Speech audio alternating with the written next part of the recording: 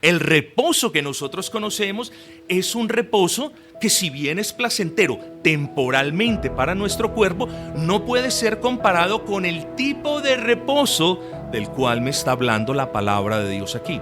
Entonces, eso es bueno que lo tengamos en cuenta incluso desde el comienzo de este sermón.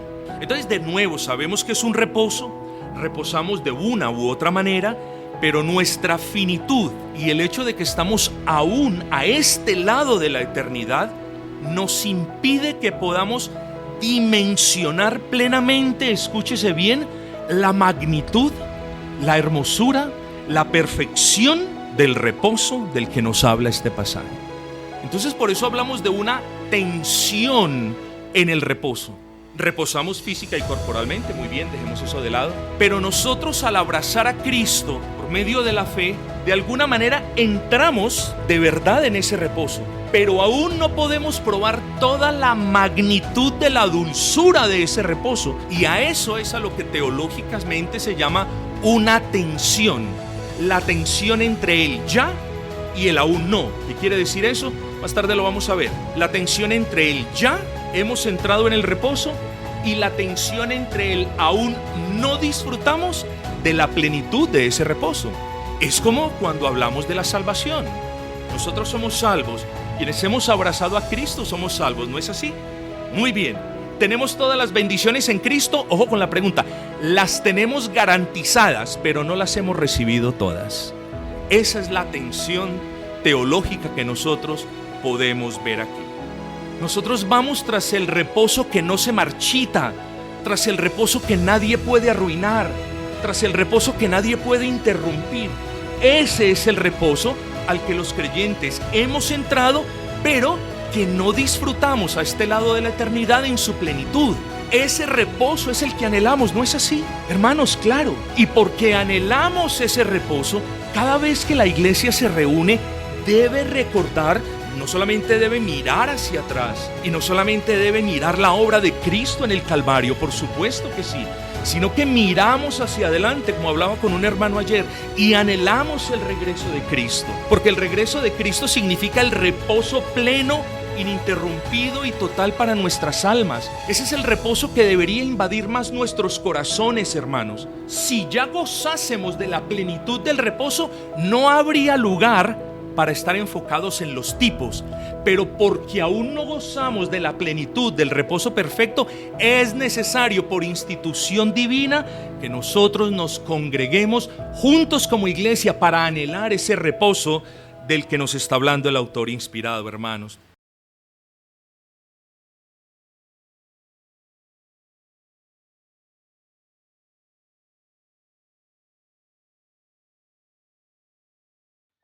Queridos hermanos, vengan conmigo por favor a la palabra de nuestro buen y gran Señor. Capítulo número 4, versículo número 1, capítulo 4, versículo 1 de la carta a los Hebreos. Y reza el versículo de la siguiente manera. Excúsenme, 4:11, ¿me perdonan? Capítulo 4, versículo 11, y el versículo dice: procuremos, pues, entrar en aquel reposo para que ninguno caiga en semejante ejemplo de desobediencia. Repito, procuremos, pues, entrar en ese reposo para que ninguno caiga en semejante ejemplo de desobediencia. Bueno, el título que tenemos para el sermón en esta mañana, en este culto de adoración a Dios, es compuesto, si se quiere, y es de la siguiente manera: el día de reposo que debemos observar y el reposo que debemos procurar. Vuelvo y repito, el día de reposo que debemos observar y el reposo que debemos procurar. Ese es el título, y evidentemente, desde este punto yo creo que usted ya puede intuir cuáles serán los grandes encabezados. Pero en primer lugar, hermanos, quiero, para beneficio de cada uno de nosotros, definir la palabra reposo, porque hay algo interesante en esta palabra. Vamos a definir entonces, en primer lugar, la palabra reposo. En segundo lugar, vamos a hacer una breve y sucinta, yo diría, veloz exposición consecutiva de los versículos 1 al 11. No me voy a detener de manera particular en ninguno de ellos, solamente los vamos a exponer para que podamos tener el contexto apropiado para los versículos que sí vamos a considerar. En tercer lugar, vamos entonces a ver el asunto del día de reposo que aún debemos observar. Escúchese bien, el día de reposo que aún debemos observar. Y en cuarto lugar, el reposo que debemos procurar. Entonces, yo creo que como ustedes ya pueden ver, mis amados hermanos, el sermón de esta mañana va a girar en torno a la palabra reposo. ¿Qué es el reposo? ¿Cuáles son las implicaciones del reposo del que nos habla la palabra del Señor? ¿Qué tiene que ver esto con el día de reposo? Y en cuarto lugar, ¿por qué el autor inspirado nos insta a toda la iglesia, a toda la comunidad visible, a que procuremos ese reposo? Muchos hermanos de repente se preguntarán, pero yo ya he abrazado a Cristo. ¿De qué me sirve esta exhortación a mí si yo ya he entrado en el reposo? Bueno, espero, mis amados hermanos, que al finalizar este sermón nosotros tengamos una idea de este asunto y podamos no solamente honrar a Dios, sino que este sermón, quiera el Señor, sea bendición para nosotros. Consideremos entonces, en primer lugar, esa palabra de la que hemos ya hablado varias veces, la palabra reposo, en el contexto de las Sagradas Escrituras y de manera más particular en el contexto de este libro, de esta carta del apóstol Pablo. Creemos nosotros, creo que en parte lo probé, o al menos hice un esfuerzo por hacerlo, a los hebreos. Y quiero, hermanos, que con la ayuda del Espíritu, por eso mientras vamos avanzando en este sermón, es una buena práctica pedirle al Espíritu que nos ilumine, que no solamente podamos comprender la palabra, que no solamente nos podamos beneficiar de la exposición a la misma, sino que en realidad podamos abrazar lo que Dios tiene para nosotros hoy. Y esto es importante en el contexto de lo que vimos la semana pasada, de que de nada les aprovechó a ellos ni ser liderados por el mejor de todos los varones, un varón manso como Moisés, ni ver las maravillas que vieron, ni tener las promesas de Dios, porque todo eso lo tuvieron y no acompañaron eso con fe. Vamos a pedirle al Señor entonces que nos vaya concediendo la gracia de escuchar y de irla mezclando con fe y así apropiándonos de esas enseñanzas y bendiciones que hay para nosotros. Pero entonces, hablemos entonces de la palabra reposo. Alguien se podrá preguntar, pero ¿por qué vamos a hablar de una palabra cuyo significado es tan transparente, tan básico? Bueno, mis amados hermanos, si bien desde la perspectiva secular podríamos definir correctamente la palabra reposo, y este es mi punto, quizás desde la perspectiva espiritual, yo digo que esta es una de esas palabras cuyo significado aún, escúchese bien, no lo podemos dimensionar en su plenitud. Es decir, si me entienden la tensión, el balance desde ahora, podemos definir la palabra reposo. ¿Quién entre nosotros no ha reposado? Entonces, sabemos qué es eso, podemos definirla. El punto que yo les quiero dejar en sus corazones es que desde el punto de vista espiritual debemos estar preparados para definirla, para saber qué es. Entonces, hay una tensión en eso, sabemos que es reposo, pero hay que saberlo definir de manera espiritual. Entonces, quizás desde esa perspectiva espiritual, mis amados, esta sea una palabra cuyo significado aún no lo podemos dimensionar en toda su plenitud. Pero hablar de reposo, ¿qué es? Hablar de reposo es hablar del cese de actividades que demandan cierto esfuerzo. Si usted no se esfuerza, pues no tiene nada de qué reposar. Entonces, hablar de reposo es hablar de un estado de quietud, de sosiego, si se quiere, después de haber trabajado, después de habernos esforzado en algo, ¿cierto? Hablar de reposo es hablar de descanso, de tranquilidad, de calma y sobre todo también es hablar de paz.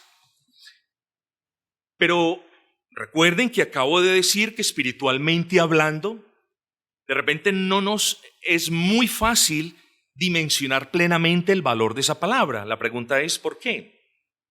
Sencillo. Quiero que piensen esto. Porque la manera en la que reposamos corporalmente, porque la manera en la que reposamos terrenalmente, cuando dormimos, cuando descansamos, cuando nos recostamos de repente después de trabajar, etcétera, lo que nosotros conocemos como reposo no es un reposo perfecto. Cuando estamos reposando, el despertador suena, ¿no es así? Cuando estamos reposando, al vecino le da por poner música. Cuando estamos reposando, muchas veces estamos tan cansados que no podemos reposar. Entonces, lo que quiero decirle es que física, terrenalmente hablando, nosotros conocemos un tipo de reposo con muchas imperfecciones, ¿cierto? Con muchas interrupciones. El reposo que nosotros conocemos es un reposo que, si bien es placentero temporalmente para nuestro cuerpo, no puede ser comparado con el tipo de reposo del cual me está hablando la palabra de Dios aquí. Entonces, eso es bueno que lo tengamos en cuenta incluso desde el comienzo de este sermón. Entonces, de nuevo, sabemos que es un reposo, reposamos de una u otra manera, pero nuestra finitud y el hecho de que estamos aún a este lado de la eternidad nos impide que podamos dimensionar plenamente, escúchese bien, la magnitud, la hermosura, la perfección del reposo del que nos habla este pasaje.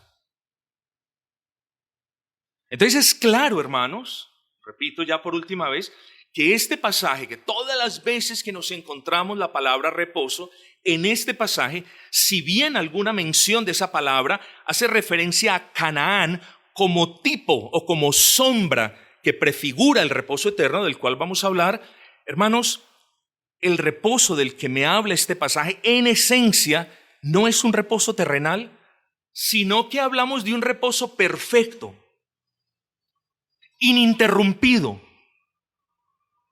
Hablamos de un reposo absoluto y pleno. Quiero que le preste atención a esto, del cual los cristianos somos partícipes ahora, incluso que los cristianos comenzamos a disfrutar a este lado de la eternidad, pero ese reposo no se ha consumado en su plenitud. Entonces, por eso hablamos de una tensión en el reposo. Reposamos física y corporalmente, muy bien, dejemos eso de lado. Pero nosotros, al abrazar a Cristo por medio de la fe, de alguna manera entramos de verdad en ese reposo, pero aún no podemos probar toda la magnitud de la dulzura de ese reposo, y a eso es a lo que teológicamente se llama una tensión, la tensión entre el ya y el aún no. ¿Qué quiere decir eso? Más tarde lo vamos a ver. La tensión entre el ya, hemos entrado en el reposo, y la tensión entre el aún no disfrutamos de la plenitud de ese reposo. Es como cuando hablamos de la salvación. Nosotros somos salvos, quienes hemos abrazado a Cristo somos salvos, ¿no es así? Muy bien, tenemos todas las bendiciones en Cristo. Ojo con la pregunta, las tenemos garantizadas, pero no las hemos recibido todas. Esa es la tensión teológica que nosotros podemos ver aquí. Entonces, recordemos ya por última vez, si bien en este pasaje algunos versículos hacen alusión al reposo prometido por el Señor a la Israel de antaño, en lo tocante a la tierra de Canaán, recordemos, hermanos, que esa tierra de Canaán, que ese reposo terrenal, ya lo dijimos, era una sombra de la realidad eterna. Era un tipo, una figura típica que tenía como propósito señalar la esencia del reposo celestial. ¿Cómo así? Incluso cuando el reposo no era perfecto para los israelitas, claro. Cuando nosotros pensamos en los tipos, pensamos, por ejemplo, Moisés fue un tipo de Cristo, ¿no es así? ¿En qué sentido? Bueno, en muchos, particularmente en el hecho de que de la misma manera como Moisés sacó al pueblo de la esclavitud de Egipto, así también nuestro Señor Jesucristo es quien nos saca de la esclavitud del pecado. Josué es un tipo de Cristo. Bueno, Moisés fue imperfecto, ¿no es así? Por alguna razón no pudo entrar a la tierra prometida. Josué también, un hombre de carne y hueso, es un tipo de Cristo, con todas sus imperfecciones. ¿Por qué? Porque tipificaba alguna bondad o gracia u obra del Señor Jesucristo. ¿De qué manera? Josué entró al pueblo al reposo, ¿sí me comprenden? Moisés sacó al pueblo de la esclavitud del pecado. Josué presidió el pueblo, o quienes quedaron, y entraron a la tierra prometida. Asimismo, Canaán tipifica el reposo celestial. El punto, hermanos, es que Canaán y esa promesa terrenal de la que vamos a ver en un momentico, por eso me aventuro a explicarlo desde ahora, para que ahora que estemos procediendo con la exposición consecutiva, no centrarme en ello más tiempo. Por eso, hermano, Canaán era una gracia menor que tipificaba, que proyectaba, si se quiere, usted lo puede ver así, que proyectaba una bendición mayor, que es el descanso pleno para nuestras almas. Entonces, hermanos, no es por tanto el reposo. Cuando nosotros hablamos de que por la gracia del Señor y en Cristo hemos entrado en el reposo de Dios, tenemos que tener cuidado, hermanos, porque ese reposo no implica que es el reposo de los ataques de los enemigos. Enemigos tendremos hasta el último de nuestros días. Ese reposo no implica el cese de toda enfermedad en nuestros cuerpos. Con las enfermedades nos tocará lidiar hasta el último de los días, mis amados hermanos. Ese reposo no implica que ya no nos cansemos. Por supuesto, hermanos, que entre los días pasan, más nos cansamos. Ese reposo es el reposo que tienen las personas en Cristo Jesús. Ese reposo es el reposo ininterrumpido que, si bien comienza aquí en la tierra con la reconciliación con Dios, con la justificación, desemboca eternamente en el cielo, en la presencia de Dios. Este es un reposo que solo hay en Cristo.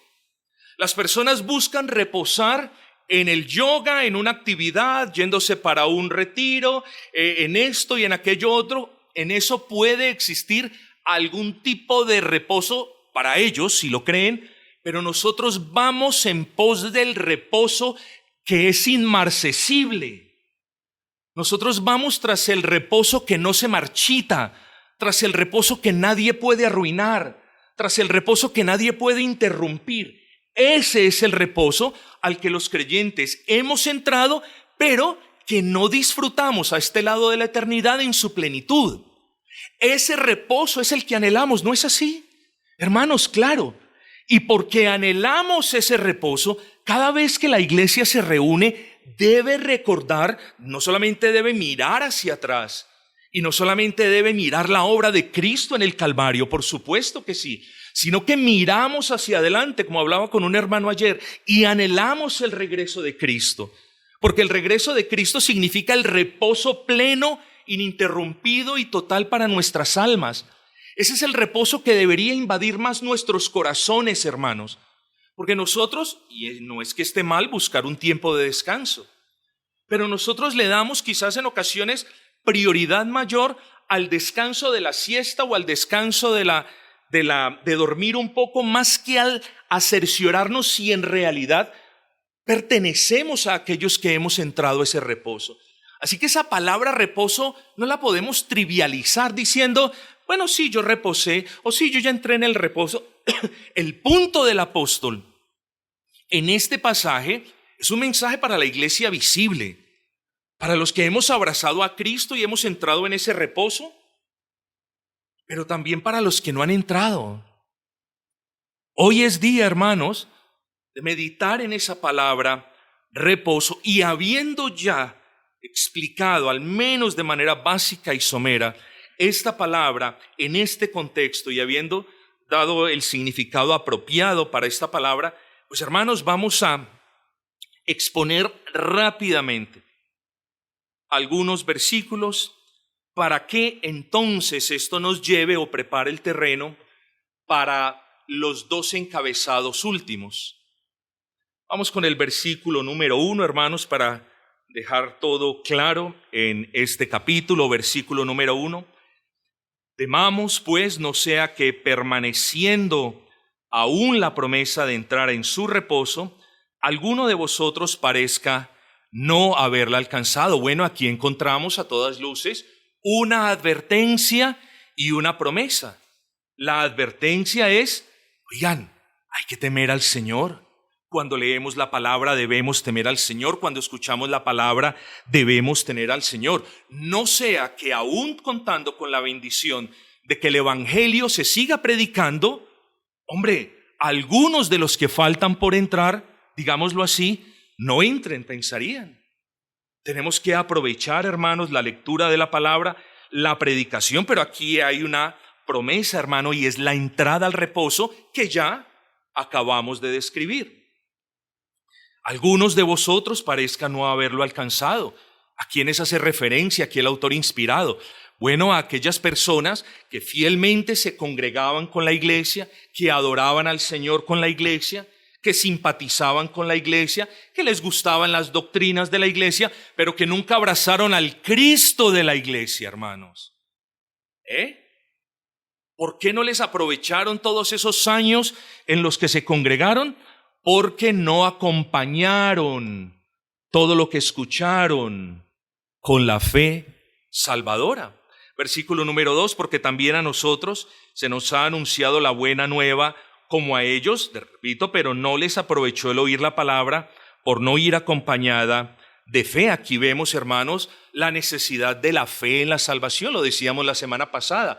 La fe no es un accesorio de la salvación. Es el medio por el cual Dios salva.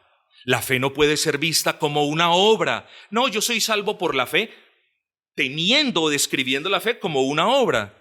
No, la fe, somos salvos por gracia mediante la fe en el Señor Jesucristo. ¿De dónde sacamos la fe? Dios mismo nos la da. Por eso la salvación es por mera gracia de principio a fin.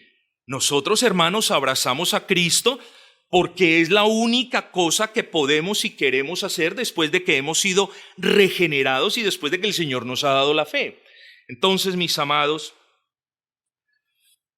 porque los que hemos creído, versículo número 3, entramos en el reposo de la manera que dijo, por tanto juré, en mi ira no entrarán en el reposo. Nosotros, ya lo dijimos, hemos entrado a ese reposo, tenemos asegurado ese reposo, y eso, en vez de llevarnos a dormir sobre los laureles, nos lleva a tener una actitud vigilante, mis amados hermanos. El verdadero cristiano, la persona que es verdaderamente salva, no se acuesta a dormir sobre los laureles diciendo, yo soy salvo siempre salvo y salvo siempre seré. No importa si voy a la iglesia, no importa si hago esto, si dejo de hacer aquello, yo ya soy salvo. Oh, no. Por el contrario, esa actitud está mandando el mensaje equivocado. De repente usted no ha sido salvo, porque es que, mi amado hermano, la salvación nos mueve a perseverar. Dios no solamente justifica, Dios santifica, y es en esa santificación donde perseveramos, hermanos. Es esa santificación la que en gran parte testifica si hemos sido justificados. Así que tengamos cuidado con eso. Dice, pero los que hemos creído entramos en el reposo. Ya lo dijimos, hermanos, entramos en el reposo, pero no tenemos todo el pleno disfrute de ese reposo, y nosotros ya bien lo sabemos con lo que explicamos anteriormente. Aquí viene el juicio del Señor, por tanto juré en mi ira, no entrarán en mi reposo. Y nosotros sabemos, Dios no es hombre para que mienta, ni hijo de hombre para que se arrepienta. ¿Y entraron al reposo? No, no entraron. No entraron sino Josué, hijo de Nun, y Caleb, nadie más. Entró una nueva generación. Entonces, hermanos, tengamos en cuenta eso. Versículo 3, vamos a la segunda parte que es importante. Aunque las obras suyas estaban acabadas desde la fundación del mundo. Bastante interesante. ¿Obras suyas? ¿Obras de Dios? Claro, generalmente algunos teólogos hablan del decreto de Dios, de la creación, de la providencia, de la redención, de otro asunto. Nosotros generalmente hablamos de las obras de creación de providencia y de redención. Y quiero que piensen esto, hermanos. El Señor creó los cielos y la tierra en 6 días y reposó el día número 7, ¿no es así? Y dice la palabra, y descansó, reposó de las obras. Y aquí no vamos, hermanos, a adentrarnos en la, me excusan, tontería de que sí, estaba cansado Dios. Él reposó con un propósito ulterior que ya vamos a ver en un momento. La providencia. Hermanos, Dios no es un Dios trascendente, exclusivamente trascendente, que no se relaciona con el mundo. La providencia es la clara manera en la que nosotros podemos ver la inmanencia, eso por medio de lo cual Dios se relaciona con su creación. Entonces, Dios no es un Dios distante de su creación, apático a su creación. Él se relaciona con su creación, Él gobierna su creación de manera activa, hermano, claro, de acuerdo con el decreto eterno y el consejo suyo. Entonces, pero Él continúa obrando, hermanos, en el sentido de continúa gobernando de manera activa el mundo. Y cuando pensamos en la redención, bueno, hermano, la redención sigue siendo aplicada todos los días. Cada vez que una persona cree, la redención, el Espíritu Santo aplica la obra redentora en ese corazón, pero la redención en sí ya cesó. No hay más obras redentoras, no hay más sacrificios por venir, no hay más Cristos que deban ser crucificados. Entonces, piensen esto. De la misma manera que Dios cesó de la obra de la creación, de alguna manera también podemos decir que Cristo cesó de la obra de la redención. En lo tocante a la providencia, Dios sigue obrando de manera continua. Versículo número 5. Y otra vez aquí, no entrarán en mi reposo. Juicio de Dios a causa de su desobediencia y de la falta de fe. Versículo 6, por lo tanto, esto es interesantísimo. Puesto que falta que algunos entren en él, ¿quiénes son esos? Falta que algunos entren en él. ¿Quién cree usted que son esos? Los escogidos de Dios que aún no han abrazado la fe en Cristo. Esos son los que aún faltan. Y de repente aquí surge la pregunta de siempre. ¿Cómo sé yo si soy un elegido de Dios? Y esta pregunta, si no es bien explicada, lleva a muchos al resentimiento. El típico resentimiento. Pues como yo no soy escogido de Dios, como yo no soy elegido de Dios, pues yo ni para qué vuelvo a la iglesia. O yo ni para qué abrazo a Cristo. Tenga cuidado con eso. Eso no funciona de esa manera. Ni yo, ni el que está a su lado le puede decir si usted es un escogido de Dios o no. ¿Y saben por qué? Porque la única manera de averiguarlo es si usted viene a Cristo, si usted viene en fe y abraza a Cristo y pide perdón a Dios por sus pecados en el nombre de ese Cristo y cree fidedignamente que en el nombre de ese Cristo usted es reconciliado con Dios. Si usted se acerca a la cruz con fe, humillado, reconociendo sus pecados, ahí se va a dar cuenta que usted sí fue un elegido. Pero si usted no se acerca a la cruz a pedir perdón, nunca se va a poder enterar de eso. Y partiendo de la base que Dios no desprecia un corazón contrito y humillado, yo animo a quienes aún no son creyentes a que se acerquen con fervor y con interés a buscar el perdón de Dios en la persona de Cristo. Y ahí se va a dar cuenta si es escogido. Vuelvo y le repito, porque Dios no desprecia un corazón contrito y humillado. Pero si usted se queda a lo lejos diciendo, cuán grandes son mis obras, Señor, cuán bueno soy yo, Señor, cuán digno soy yo de todos tus favores, Señor. Yo no mato como el vecino. ¿Recuerdan ustedes la historia del publicano y el pecador?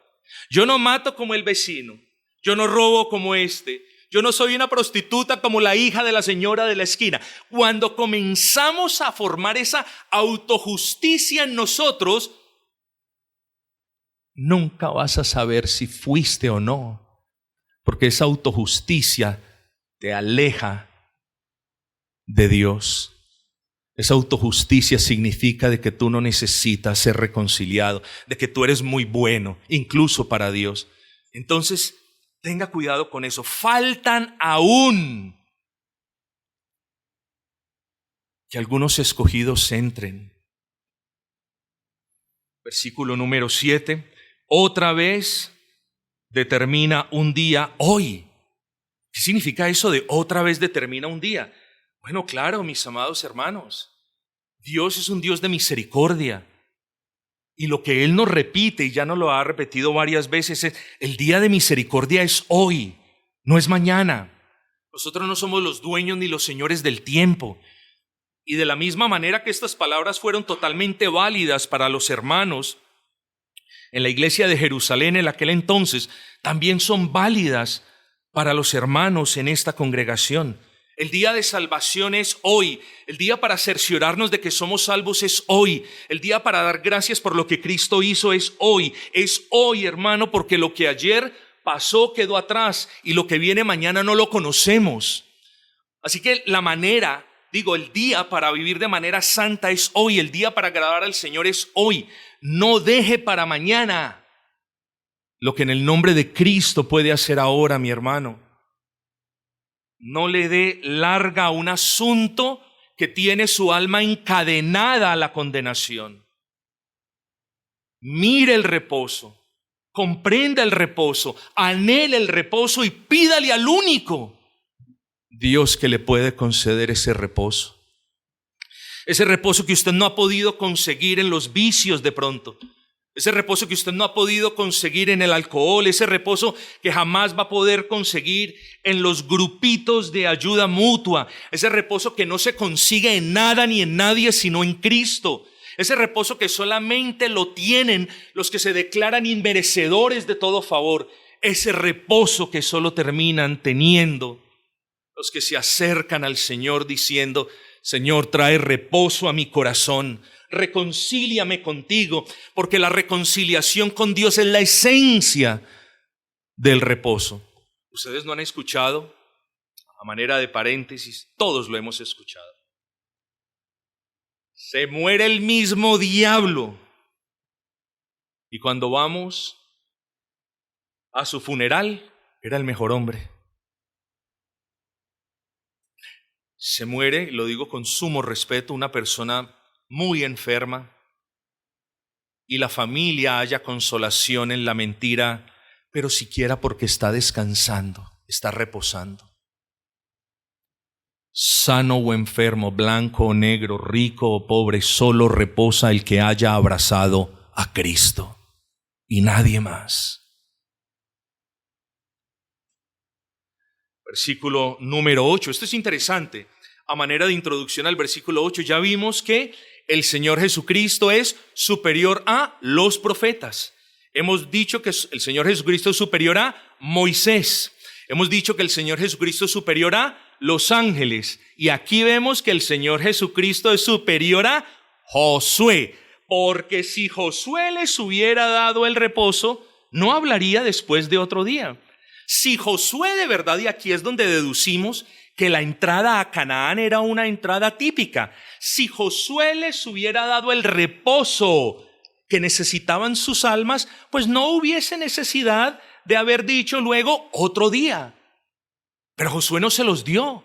Josué fue un instrumento de Dios para la entrada a una tierra que tipificaba la entrada al cielo. Tipificaba, no significaba, o no necesariamente significaba eso. Entonces vemos la superioridad de Cristo, quien es el único, ya lo hemos dicho, que nos puede dar el verdadero reposo. Si Josué les hubiera dado el reposo, no hablaría después de otro día. Versículo 9, súper importante. Por tanto, queda un reposo para el pueblo de Dios. ¿Cómo es esto?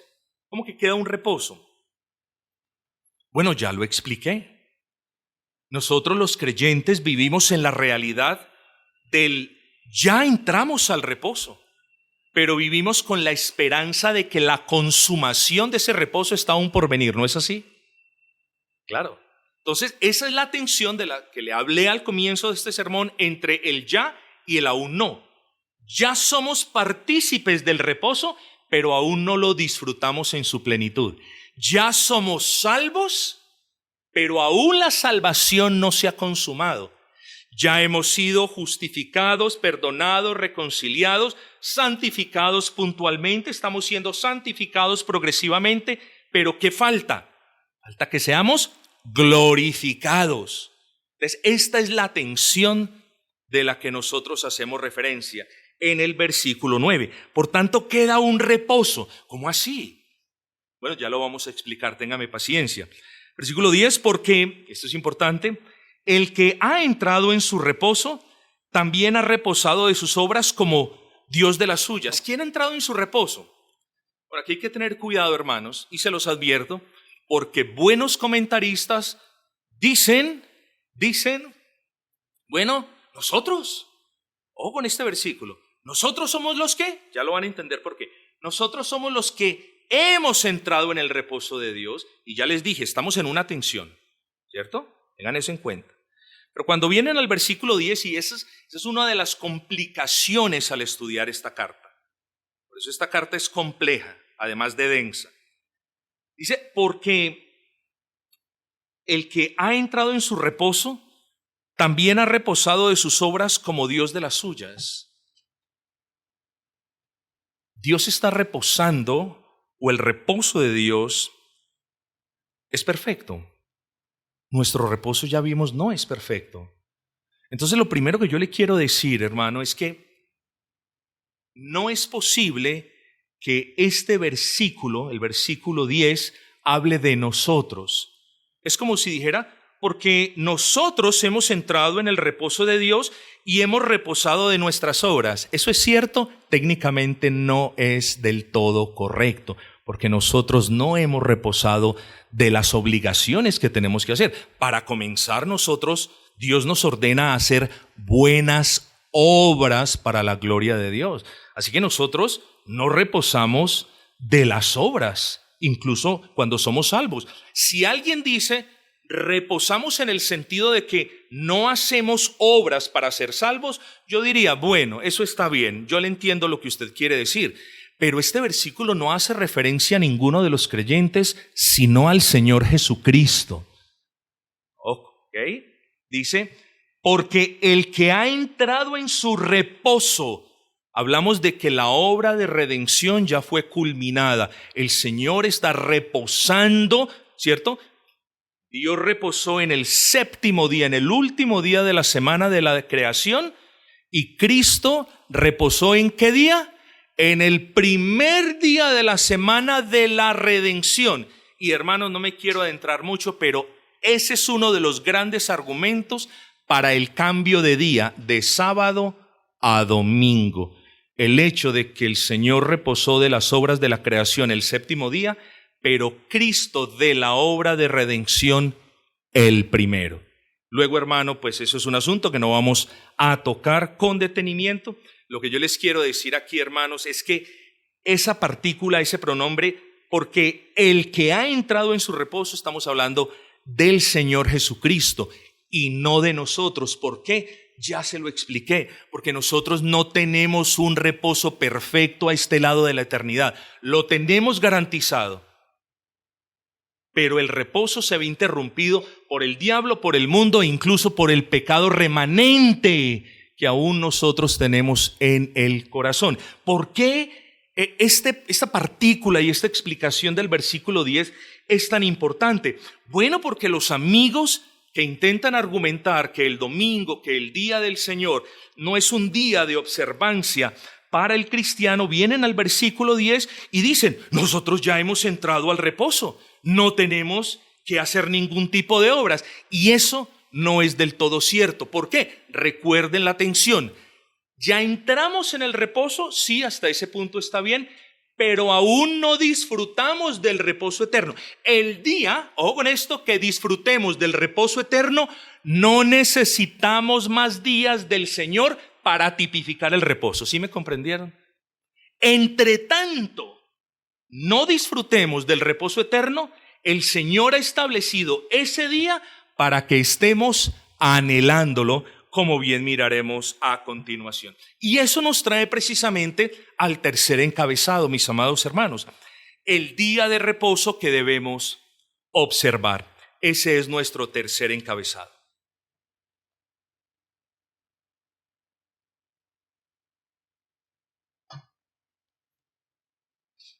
Vamos a leer el versículo 9.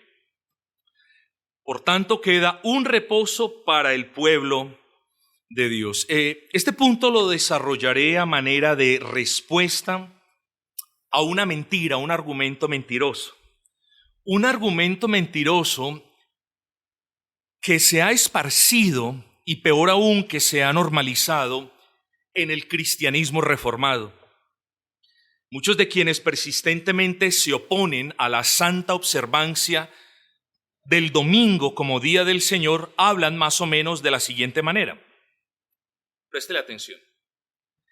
El día de reposo era una sombra del descanso eterno, pero como el creyente ya ha obtenido ese descanso eterno en Cristo, entonces, ¿sí me comprenden? El cristiano no necesita guardar el día de reposo. Vuelvo y se los digo. El argumento es, el día de reposo era un día que tipificaba, que nos muestra el reposo de Dios. Pero, ¿cómo? El versículo 10 ellos lo interpretan con el hombre y no con Cristo, entonces las personas dicen, pero como ya hemos entrado plenamente en el reposo de Dios, entonces la figura que lo prefiguraba ya no es necesario observarla. Espero que me haga entender. Estas personas, hermanos, bien intencionadas de repente muchos de ellos, estas personas ven el reposo del creyente como si ellos ya estuvieran disfrutando de la plenitud de las bendiciones prometidas. Y eso no es así. Solamente basta que nos miremos, hermanos. Solamente basta mirar nuestras aflicciones, nuestras luchas con el pecado, ¿cierto? El reposo, que ya lo describimos varias veces, es un reposo ininterrumpido, que no se marchita, inmarcesible, es un reposo eterno, es un reposo perfecto, es un reposo en la presencia de Dios. Por tanto, el argumento de no guardo el día del Señor, no guardo el día de reposo cristiano, porque como ya entramos en el reposo de Cristo, entonces esa figura o ese tipo ya no viene al caso. Ya por eso soy libre de observar ese día. Ya no lo observo si ya estoy en el reposo. Hermanos, yo espero que ustedes vean la necedad y lo débil del argumento. Yo espero que ustedes lo vean, hermanos. Pero no es correcto razonar de esa manera. No es correcto razonar de esa manera, que al creer en Cristo nosotros ya cesamos de nuestras obras y que no necesitamos un día como recordatorio del reposo eterno. Y no es correcta, hermanos, porque la realidad es que solo Dios cesó perfectamente de la obra de la creación y solo Cristo cesó perfectamente de la obra de la redención. Nosotros los mortales, que por gracia hemos creído, aunque dentro de ese reposo de Dios, aún no cesamos de hacer buenas obras para la gloria de Dios, aún seguimos trabajando en el avance del reino de Dios, aún seguimos siendo asediados por el mundo que aborrece a Dios, por el diablo y sobre todo por el pecado. Hermanos, y estas cosas nos impiden disfrutar la plenitud del reposo. Además, como ya lo dije, ese reposo que tiene en mente el autor inspirado es el reposo pleno, perfecto, en la presencia de Dios. Luego, hermanos, dice el texto, queda un reposo. A este argumento, hermanos, de los creyentes que dicen, no hay necesidad de guardar el día del Señor, se le conoce comúnmente como la escatología sobrerealizada o la escatología adelantada. ¿Qué quiere decir eso? Porque adelantan al presente lo que aún no se ha consumado en el futuro. Y es importante que nosotros lo veamos. Claro, y aquí es donde digo con respeto, lo adelantan o ignorantemente o maliciosamente. ¿Cómo vamos a poder adelantar al presente una realidad gloriosa, esplendorosa, perfecta, eterna, que aún no tenemos? Tenemos la certeza de que la tenemos, de que la tendremos, pero aún no la tenemos. Entonces por eso se llama escatología sobrerealizada o adelantada. Nosotros tenemos que recordar que vivimos en esa tensión que ya les dije. El creyente vive en el ya del presente glorioso del reposo en Cristo y en el aún no de su consumación gloriosa. Entonces, hermanos, pero bueno, esa es una parte que me era importante explicar. Pero ahora yo quiero, hermanos, miren la importancia, no tanto de conocer griego o hebreo, y yo no soy un maestro en esos temas, pero la importancia de apelar a los lenguajes originales cuando hay una duda en un texto. Lea el versículo 9, por tanto queda un reposo. Usualmente, mejor dicho, lo es, en todas las ocasiones en las que la palabra reposo aparece la palabra sabbath. Sabbath, que es reposo, descanso. Aquí no. Aquí no aparece la palabra sabbath, sino sabatismos. Ojo con esa palabra.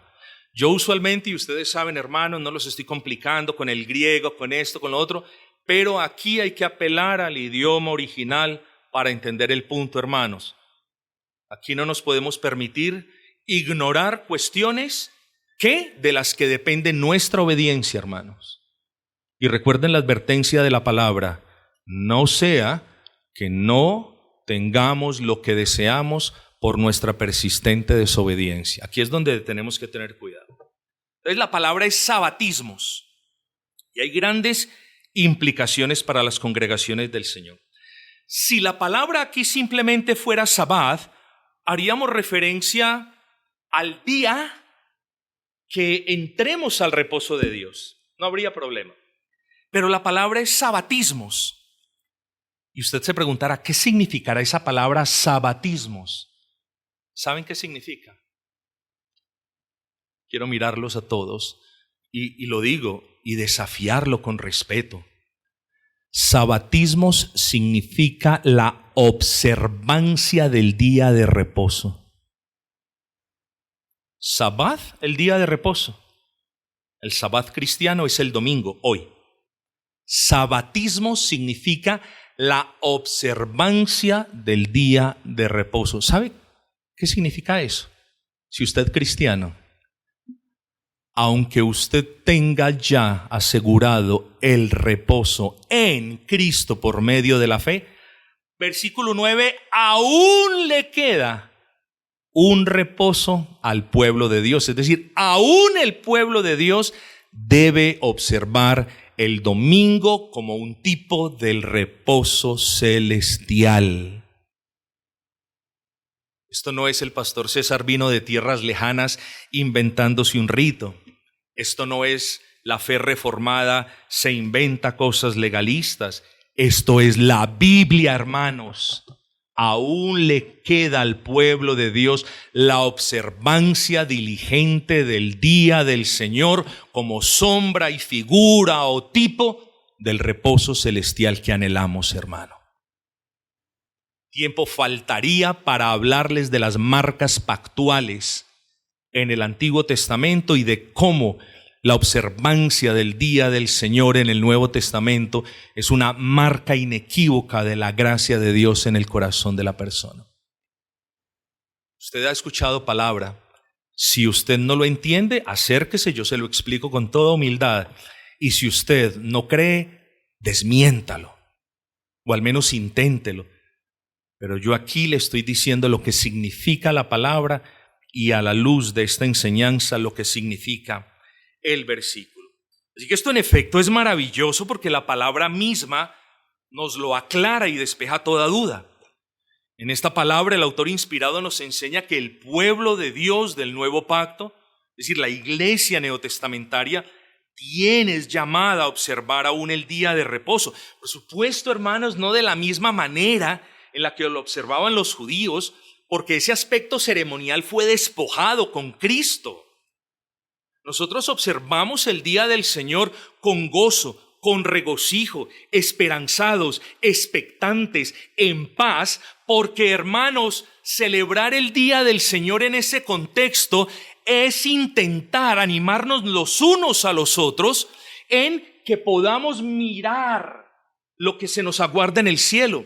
Por eso la iglesia es una colonia del cielo y el día del Señor es el día estipulado por Dios para que nosotros nos animemos mutuamente y nos recordemos cómo será el cielo.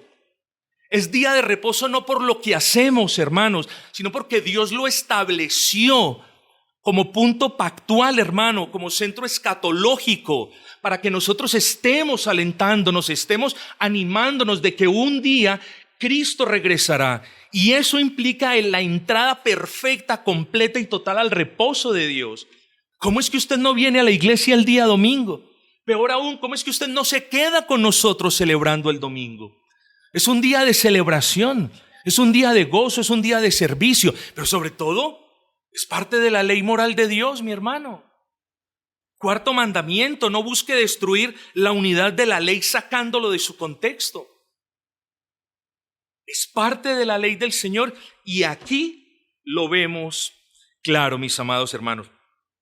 Por tanto, usted puede leer el versículo de la siguiente manera: por tanto, queda una observancia del día de reposo para el pueblo de Dios. Es lo que dice el autor inspirado. Entonces, hermanos, es claro que este pasaje nos habla de que el día de reposo cristiano no ha sido abolido en supuesta virtud de que ya gozamos del reposo. No, hermanos. Vuelvo y repito, si ya gozásemos de la plenitud del reposo, no habría lugar para estar enfocados en los tipos. Pero porque aún no gozamos de la plenitud del reposo perfecto, es necesario por institución divina que nosotros nos congreguemos juntos como iglesia para anhelar ese reposo del que nos está hablando el autor inspirado, hermanos.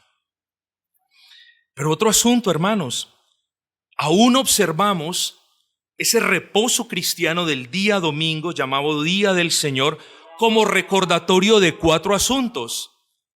El primero, hermanos, el reposo presente en Cristo es real, pero no consumado. Ya no lo explicaré más porque ya lo hablo.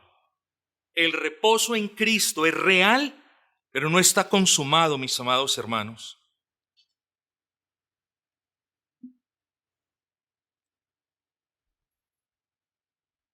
Segundo, seguimos siendo un pueblo en camino hacia la herencia prometida. Hermanos, si ya hubiéramos recibido la herencia, pues ¿qué más vamos a anhelar? Pero aún, hermano, estamos por recibirla, aún estamos por cruzar la meta, aún estamos por abrazar la plenitud de las riquezas y bendiciones que tenemos en Cristo. Entonces, el domingo nos recuerda que somos un pueblo, un remanente que vamos caminando en fe hacia la herencia prometida. Tercero, el día del Señor, el Shabbat cristiano, nos acuerda que nuestra vida presente aún está marcada por luchas y vigilancia y dependencia de la gracia. Cuarto, hermanos, el día del Señor, hermanos, es un día que Dios ha ordenado, es un medio visible para anticipar y saborear y anhelar el reposo eterno. Hermanos, el día del Señor debemos verlo como un acto de misericordia de Dios para con nosotros. Debemos verlo como un acto de condescendencia. Hoy es un anticipo semanal del cielo que tendremos por la eternidad. Hoy. Y así lo debemos ver. Y así lo debemos vivir. Hermanos, el domingo no es el cielo mismo, pero lo prefigura. Debemos tener en cuenta de que el creyente del nuevo pacto se aparta de sus labores ordinarias para dedicarse a la adoración, a la palabra, a la comunión y así gustar por adelantado aquello que será perfecto en la gloria.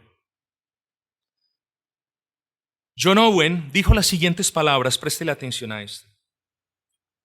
Aunque los creyentes entran verdaderamente en el reposo de Dios en esta vida, sin embargo, no entran en él de tal manera que cesen de todas sus labores, conflictos y pruebas. La plenitud del reposo permanece reservada para el estado futuro de gloria. Hemos visto entonces, hermanos, el día que debemos guardar, hermanos. Cuarto, el reposo que debemos procurar. Y eso nos lleva al versículo 11. Procuremos pues entrar en aquel reposo para que ninguno caiga en semejante ejemplo de desobediencia. Ese procurar entrar en el reposo, y ya me voy acercando al final, es más que anhelar que nuestra alma descanse. Es más que simplemente querer estar en el cielo y ya. Satanás quiere estar en el cielo y sentarse también en el trono de Dios. El verbo procurar, hermanos, proyecta la idea de acelerar algo, de ponerse pilas, como decimos, con algo. Ese verbo proyecta la idea de ser diligente y pronto y rápido. Ese es el punto del verbo, para procurar entrar en el reposo. Esta exhortación del autor inspirado, repito, es para todos en la iglesia. Para los creyentes es una invitación a perseverar en la fe. Es una invitación a una obediencia más dedicada, entendiendo que Dios castigó no solo la falta de fe en los israelitas de antaño, sino su persistente desobediencia. Nosotros, los creyentes del nuevo pacto, ni nos burlamos de lo que le pasó a los israelitas por su desobediencia, pero algo que sí hacemos es aprender de lo que a otros les pasa, mis amados hermanos. Así que como iglesia del nuevo pacto, debemos pedirle al Señor que nos conceda la gracia de perseverar en la fe, pero también la gracia de obedecer, hermanos. ¿Por qué esto? Bueno, hermanos, si por la desobediencia y la falta de fe los israelitas de la antigüedad no entraron en la promesa del reposo, entonces nosotros, los que de verdad hemos entrado, debemos cerciorarnos de que la fe, tanto como la obediencia, sean distintivos de nuestras vidas, hermanos. Ese es el deber nuestro de quienes hemos abrazado a Cristo. Nosotros, los que hemos entrado en el reposo por la gracia del Señor, por medio de la fe en Cristo, no somos dormitantes sobre las gracias, las vigilamos, las cuidamos porque las amamos, hermanos. Nosotros, queridos hermanos, y con esto repito, me voy ya acercando hacia el final, nosotros debemos testificar, hermanos, quiénes somos. Y la pregunta es, ¿cómo podemos, hermanos? La semana pasada vimos un grupo de puntos que nos ayudaban a despejar este asunto. Pero, hermanos, debemos cerciorarnos de que la fe y la obediencia son distintivos de nuestra manera de vivir, porque son ellos los que testifican en realidad si hemos entrado al reposo de Dios. ¿Cómo vamos a poder cerciorarnos? Bueno, yo le hago varias preguntas, no la voy a responder, pero ¿cuida usted de su salvación? Su salvación es por gracia, usted lo sabe. Usted ha ejercido la fe que Dios le ha dado, también lo sabe, pero ¿cuida usted su salvación? ¿O usted es de los que profesa ser salvo, pero entre semanas se olvida de los medios de gracia, pero que también se olvida de congregarse, pero que vive de una manera desprevenida ya en el mundo? Bueno, tenga cuidado porque los cristianos perfectos no somos, pero si algo nos caracteriza es que cuidamos la salvación. ¿Usted descansa únicamente en la fe? ¿O ve en el servicio a Dios o en las ofrendas a Dios obras meritorias por las cuales Dios lo ve a usted con buenos ojos? No, mis amados. Los creyentes descansamos únicamente en Cristo por medio de la fe. Evidenciamos, hermanos, esa santa diligencia que brota de la gracia. Mire su obediencia evangélica. ¿Cómo está su obediencia evangélica? Yo le pregunto. Hermanos, estas cosas nos ayudan a nosotros. Es respondiendo estas preguntas de una manera honesta que Dios nos puede preservar, hermanos, del autoengaño. Temblamos a la palabra de Dios, somos fieles en la iglesia local y muchas otras preguntas, hermanos. Entonces, para los creyentes, este versículo, procuremos pues entrar en aquel reposo. O véalo de esta manera, si usted ya ha entrado, procuremos pues no dudar, pero cerciorarnos de que realmente estamos andando como quienes sí han entrado al reposo. Pero también es igual de importante para los amigos, algunos amigos que no han abrazado a Cristo, que nos acompañan. Esto es importante para usted. ¿Quiénes no han entrado a ese reposo? Bueno, los que buscan las riquezas de este mundo. Los que buscan las cosas de este mundo no han entrado a ese reposo. Están de allá para acá buscando reposo en las cosas temporales. ¡Qué locura, hermanos! Los que buscan estar en paz con Dios por medio de lo que hacen o dejan de hacer, no han entrado al reposo.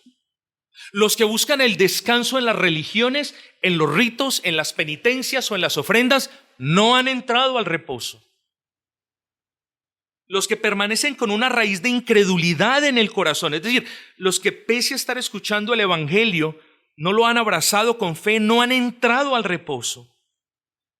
Los que cuando son reprendidos endurecen el corazón, no han entrado al reposo. Pero sobre todas las cosas, amigos, los que no han abrazado a Cristo, que no han confiado en Cristo como su único y suficiente Salvador y como Señor de sus vidas, no han entrado al reposo. Amigos, ya que tantos han fracasado en su intento por entrar al reposo, y ya que muchos otros no han podido entrar porque no lo han procurado fervientemente o porque lo han procurado pero sin fe, yo le exhorto a que ponga toda su diligencia, porque de esto depende su vida, en entrar en reposo. Porque como dijo un buen teólogo, el cielo solo se alcanza por gracia, pero nunca se alcanza sin diligencia. Y nunca nadie lo alcanza sin desearlo fervientemente y sin un esfuerzo sincero por abrazar a Cristo mediante la fe. Así que, hermanos, esta es la palabra para el día de hoy. Hemos hablado del reposo, tratamos de explicar la palabra reposo en su buen contexto. Hemos expuesto, en algunas ocasiones repetido algunos asuntos que consideré importante. Hemos hablado en tercer lugar del día de reposo que debemos observar y hemos terminado con esta exhortación. Procuremos pues entrar en aquel reposo. Una exhortación que es tanto para creyentes como para amigos profesantes. Los creyentes cerciorémonos, estamos viviendo como quienes están ya en el reposo y quienes no han abrazado a Cristo, entonces procuren con prontitud, porque esa es la matiz que le da el verbo, procuren con prontitud entrar en ese reposo que no se puede obtener salvo viniendo delante de Dios, humillándose delante de Él y clamando perdón de pecados en el nombre de Cristo. Ahí, con un corazón contrito y humillado, sabrás qué es reposo. Ahí probarás las primicias del reposo. Probarás las pocas mieles en comparación con la infinitud de manjares que tendrás cuando estés en la presencia de Dios. Ese es el reposo que debemos tener en mente, mis amados hermanos. Quiera el Señor pues bendecir estas palabras, que todos de alguna manera u otra, en un grado u otro, hayan sido bendecidos.